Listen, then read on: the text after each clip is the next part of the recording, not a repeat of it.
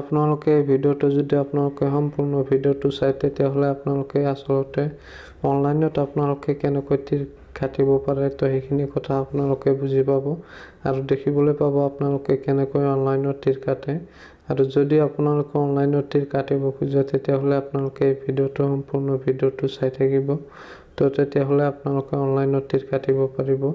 তো এতিয়া আমি গুগলত সাৰ্চ কৰিম onlinetircounter.com।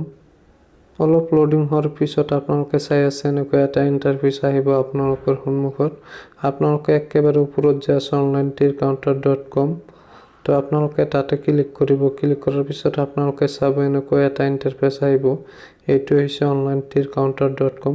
ইয়াৰ পৰা আপোনালোকে অনলাইনত তীৰ কাটিব পাৰিব। তো আপোনালোকে কেনেকৈ অনলাইনত তীৰটো কাটিব আৰু অৰ্ডাৰবোৰ আপোনালোকে কেনেকৈ কৰিব তো সেইটো আপোনালোকক দেখাই দিম। তো আপোনালোকে ভিডিঅ'টো স্কিপ নকৰাকৈ চাই থাকক। তেতিয়া যদি আমি ইয়াৰ পৰা অৰ্ডাৰ কৰিব খোজো নম্বৰবোৰ তেতিয়া আমি শ্বপ নাওত ক্লিক কৰিম। তাৰ পিছত আমি এনেকৈ এটা ইণ্টাৰফেচ দেখিবলৈ পাম।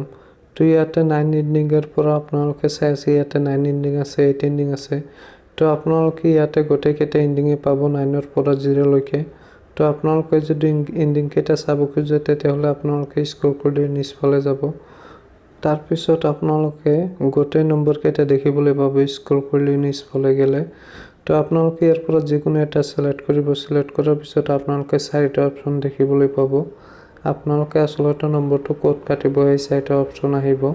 তাৰ পৰা আপোনালোকে যিকোনো এটা অপচন সিলেক্ট কৰি ল'ব। আপোনালোকে আসলতে নম্বৰটো ক'ত কাটিব। তো যিকোনো এটা সিলেক্ট কৰি লোৱাৰ পিছত আপোনালোকে ইয়াতটো সাৰ্চ কৰিব। ইয়াতটো সাৰ্চ কৰাৰ পিছত আপোনালোকে চাব ওপৰত ৰাইট সাইডত আপোনালোকে এটা চাব তাতে আপোনালোকে ক্লিক কৰি আপোনালোকে এনেকৈ এটা ইণ্টাৰফেচ দেখিবলৈ পাব। মানে ইয়াতে আপোনালোকে অৰ্ডাৰবোৰ আপোনালোকে প্লিজ অৰ্ডাৰত তেতিয়া ক্লিক কৰিব লাগিব। তেতিয়াহ'লেহে আপোনাৰ অৰ্ডাৰটো হ'ব।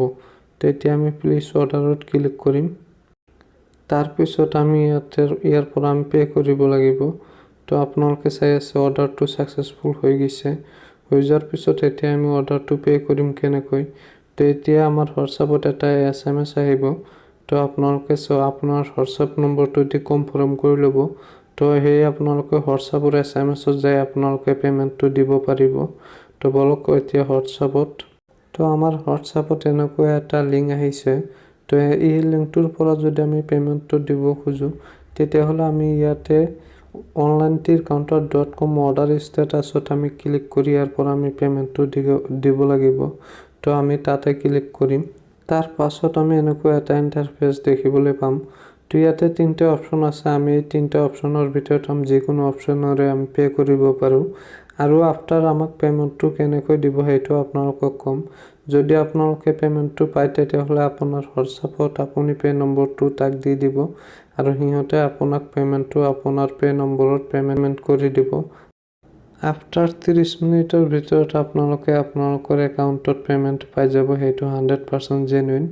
তো আপোনালোকে ভিডিঅ'টো চাই নিশ্চয় বুজি পাইছে আসলতে আপোনালোকে কেনেকৈ অনলাইনত তীৰ কাটিব পাৰে। তো আপোনালোকে অনলাইনত তীৰ কাটিব আৰু ভিডিঅ'টো শেষলৈ চোৱাৰ কাৰণে ধন্যবাদ জনাইছোঁ আপোনালোকক।